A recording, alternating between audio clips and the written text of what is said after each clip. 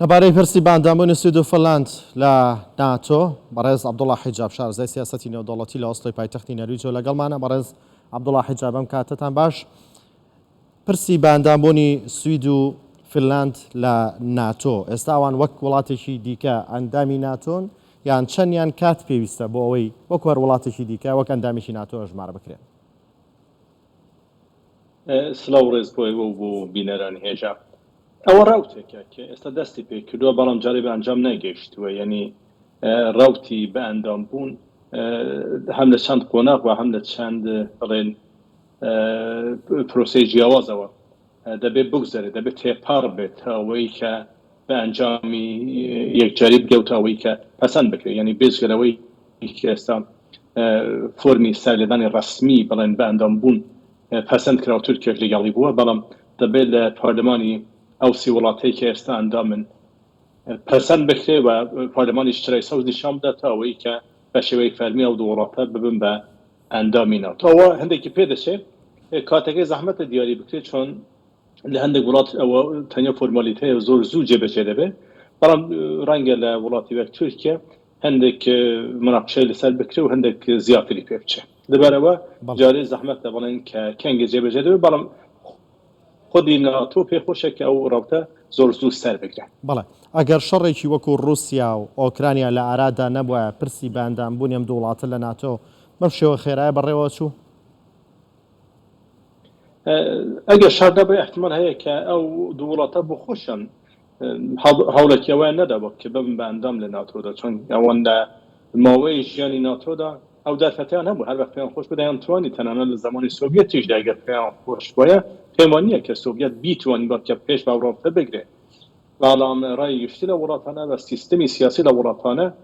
ئەوەی بە سەلاحی خۆی بە قازەتی خۆی نەبزانێت. پێم وابوو کە بێلایەنی زیاتر دەتوانێت ئاساشی ئەوان بپارێزێت ئەوەی کە لایەنبوون لە هەوپەیمانیەکی سەربازیدا. ئێستا وەزیەتەی گۆڕانی بەسەر دەهات و ئەوان پێیان وایە کە لە بڵێن ڕاوتی پاراستنی ئاسایشی خۆیاندا زیاتر سەرکەوتوو دەبن ئەگەر بێن و ئەندام بن لە هەوپەیمانیەتی ناتۆدا، کەوا بوو شاری رووسیا بێگومان تاسیری بووە هەم لەسەر ڕای گشتی و هەم لەسەر بەرگاری سیاسی لە وڵاتەدا. بەڵێ لەبارەی ئەوەی کە تورکیا ڕازی بۆ دوو وڵاتە ببنە ئەندامی ناتۆ، تورکیا دەڵێت ئێمە ڕێکەوتنمان هەیە لەگەڵیانە، لیستێکمان پێداون کە ژمارەی داواکراومان ڕادەستکەنەوە لە ئەندامانی پەکەکە و فەتحوڵا گوولان و ئەردۆغانیش باسی دەوە کرد کە تا ئێستا 3 کەسیان وەرگرتووەتەوە. تورکیا سوید و فنلاندیش دەڵێن هیچ کەسێکمان ڕادەست نەکردووە تا ئێستا. لەم نێوەندەدا چاودێران بەسەر دوو بەرەدابش بوون و باسییان لەوە کرد کە نابێ وڵاتێکی وەکو سوید و فنلاند بەتایبەت سوید کەوەندە باس لە مافی هاوڵاتی و باس لە دیموکراسی دەکات بەم مەرجەی تورکیا ڕازی بێت. هەندێک دیکەش دەڵێن بۆ پاراستن و بەرژەوەندی خۆی سوید پێویستی بەوەی بۆ ڕازی بێت. ئەوە چەند لایەنی هەیە، بەل هەموو شتێک دەبێت ئەوەمان لەبەر چاو بێت کە سوێد فەنلاند هەر وڵاتێکی دیکە کە لەو پەری دەموکراسیش دەبێت کاتێک بەرژەوەندی نەتەوەیی خۆی لە مەترسیدا بینی بێگومان بەرژەوەندی خۆی لە سەروی هەموو بەرژەوەندەکاندا لەبەر چاو دەگرێت، تەنانەت مافی مرۆڤ و پرەنسیپانەیەکی لە ئاستی جیهانیدا دەیپارێزن کەەوە بوو ئەگەر بێن و کورد قوربانی بکە ڕەنگە زۆر زۆر جێی سەرسوورمان نەبێت، چونکە ئەوان بەرژەوەندی خۆیان پێی گرنگترە. لە هەمان کاتیشدا ئەو ڕێکەوتەی کە سوێد و فنلاند بە ناوبینکاری ناتۆ لەگەڵ تورکیا ئەنجامیانداوە جاری وایە وەک یاسای گشتی عێراق بە شێوەیەک لێک دەدرێتەوە کە هەر لایەنە و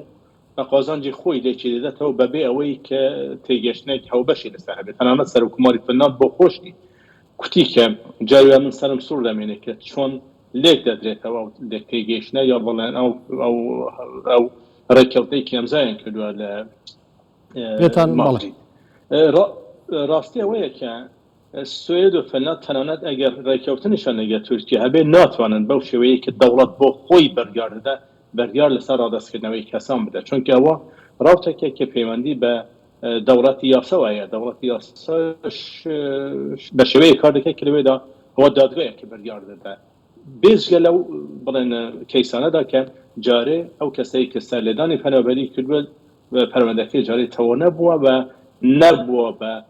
هاوڕاتی فنلاند یا سوێد یا ئەوەی کە لە چارچێوەی یاساکانی سوێد و فنلاندا مافی پاراستنی بەرنەگرتووە. لەوازەتێکی ئەوەدا ڕەنگی هەندێک کەس لە مەترسیدا بن بەڵام جارێ زەحمەتە کە تورکیا وردوغان بە ئاواتی خۆیان بگەن کە ڕادەستکردنی چالەکوانانی کوردە. بەڵێ پێتان وایە هەڵوێستی رووسیا لەبارەی بەندامبوونی و دوو وڵاتە لە ناتۆ چی دەبێت؟ ئەو دوو وڵاتە لەبەرەوەی کە هەردووکیان سنووری جۆرافیان لەگەڵ رووسیا هەیە بێگومان پەیوەندی ئەوان لەگەڵ ناتۆ کاریگەری ڕاستەوخۆی لەگەڵ استراتێژی پاراستنی رووسیا دەبێت.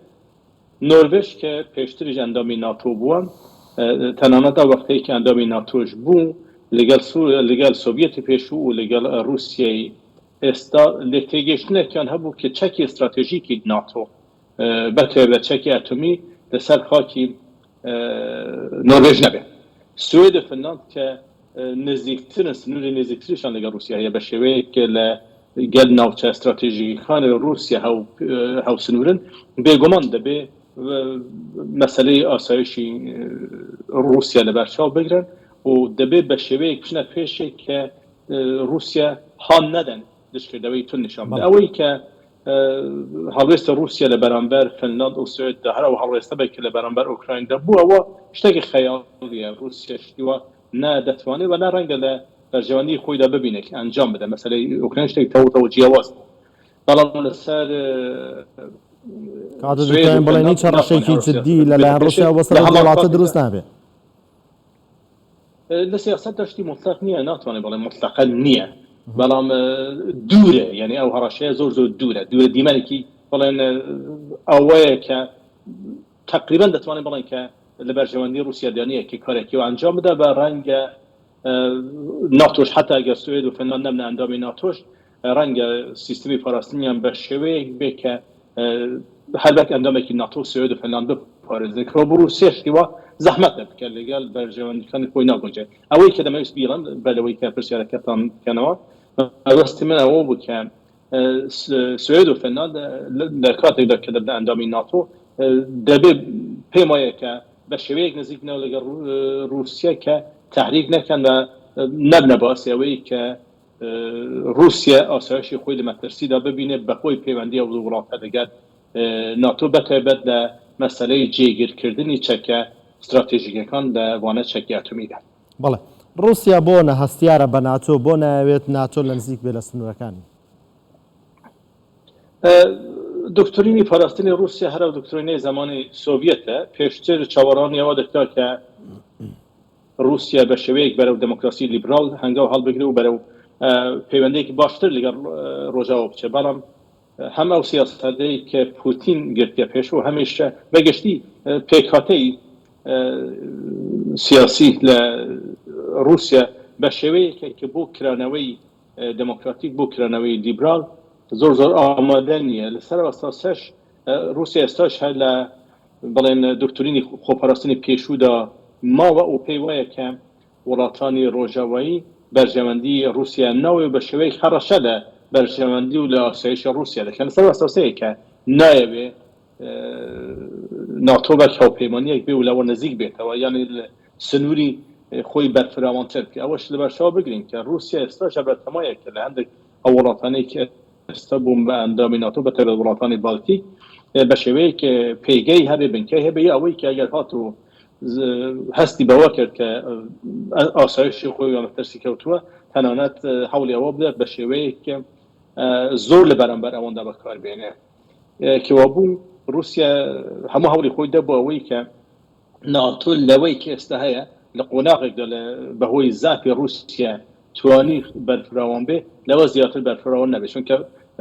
رووسیا ترسیەوە هەیە سپینی جۆرجیا یا گورجستانیش داوای ئەندامەتی بکە ڕەنگە وڵاتانی دیکە کە لەگەڵ رووسیا نێوانی زۆر خۆشیان نەبێ وڵاتانی بڵێن سۆڤیەتی پێشوو لەگەڵ رووسیا نێوانیان زۆر خۆش نییە ئەوانش داوای بڵێن ئەندامەتی ناتۆ بکەن لە وەزیەتێکەوەدا رووسیا دەکەوێتە ناو چەمبەرەیەکەوە کە خۆی لە مەترسیدا دەبینێ و لەسەر ئاساسەیە کە ناوێت ناتۆ بەرفراوانتر بێ. بەڵێ لە ئێستا بەدواوە لەم ساتە بەدواوە تورکیا دەتوانێت هیچ گرفتێک بۆ بەندامبوونی و دوو وڵاتە لە ناتۆ دروست بکات یاخود با بڵێن ئەگەر هاتوو ئەو وڵاتانە زیاتر بەرەو پێشون لە پرسی بەندامبوونی ناتۆ یاخود بوون ئەندامی ناتۆ دواتر خواستەکانی تورکیان جێبەجێ نەکرد ئەما گەری ڕوودانی شتێکی ئەوە هەیە؟ لە کۆتایی لە تورکیا ناچار دەبێت کە سەر نەبیکە و بە قسەی ناتۆ بکە بەڵام تورکیا تا ئەو جێگەی کە بۆی بکرێ هەوڵ دەدا کە زیاتر امتیاز وەربگرێت بە تایبەت لە پەیوەندی لەگەڵ مەسەلەی ڕۆژەوەی کوردستان و مەسەلەی هێزەکانی پاراستنی کورد لەوێ بڵێن یەپەگە و یەپەژەرە هەوڵ دەدا کە بە شێوەیەک ناتۆ ڕازی کە ئەگەر هاتە تورکیا هێرشی کرد وڵاتانی ئەندام ناتۆ بۆ خۆی بە هاوپەیمانی نە بەڵام وڵاتانی ئەندام دەستکردەوەیەک نیشان دەدەن یاوەی کە ڕێگا بدەن تورکیا بەو شێوەیەکی بۆ خۆی دەیەوێ هەڵسەکەوت بەڵام لە کۆتاییدا هەر ئەوە تورکیا دەبێت کە ناچار دەبێت بە شێوەیەک هەنگاو بە دووە هەڵبگرێەوە قبول بکە کە ئەو دوو وڵاتە ببن بە ئەندامی ناتۆ بەڵام تا وەختەی لە دەستی بێت تا جێگەیەک لە دەستی بێ هەوڵ دەدا کە ئەوەندە زوو تەسلیم نەبێ ئەوەندە زوو بەڵێن سەر نەوی نەکە بەڵێ ئەردوغان هەڕەشە دەکات دەڵێ ئەگەر خواستەکانمان جێبەجێ نەکرێن داواکانمان جێبەجێ نەکرێن گرفت بۆم پرسە دروستەکەن دەتوان دروستی بکەن ئێستا یان تەواو لەدەستیان دەرچوو ناتوانن بیکەن دەتوانێت کەمە پرۆسەکەوە دوا بخە دەتوانێت بە شێوەیەک مزاحمەتیان بۆ دروستکە بەڵام ئەوەی کە ئەردوغان بێ و پێشی پێ بکرێ لە کۆتاییدا هەر ئەوە ئەرتێشی تورکیا و تورکیا بۆ خۆیەک کە پێویستی بە پشتیوانی ناتۆ و چەک و چۆڵی ناتۆ هەیە و ناچار دەبێت ڕەنگە امتیازی زیاتر وەربێ بۆ وێنە ئەوەی کە ئێستا بڕەنە و هەوەڕانەی کە ئێستا هاتوونەتە دەرەوە لە کۆبوونەوەی ناتۆ داڵێن کە تا آخر کاتیش بایدن ئامادە نەبوو کە هێزی خۆی یا بڵێن توانایی خۆی لە دیپلۆماسیدا بەکار بێنێ بۆ ئەوەی تورکیا ناچار بکە یعنی ئەوەی کە ئێستا کراوە زیاتر بە دەستپێشخەری و بە هەمەتی سەرۆکی ناتۆ خودی یان ستۆڵتنبەرگ بووە تا ئەوەی کە زەختی ئەمریکا بەڵام ئێستا ئەمریکا کوتوویەتی کە ئەگەر بێ و تورکیا نەرمی نیشان بدەڕن یاوانش بێن و مەسەلەن فڕۆکەی F-16 بە تورکیا بفرۆشن زیاتر فڕۆکەی پێفرۆشن تورکیا F-16 هەیە بەڵام زیاتری پێ بفرۆشن ئەوە تجارەتە بازاری سیاسی لە بازاری سیاست لە هەموو شتێک ممکنە بەڵام لە کۆتاییدا هەر ئەردوغان ناچار دەبێت کە هەنگاو بەرەو دووە هەڵبکە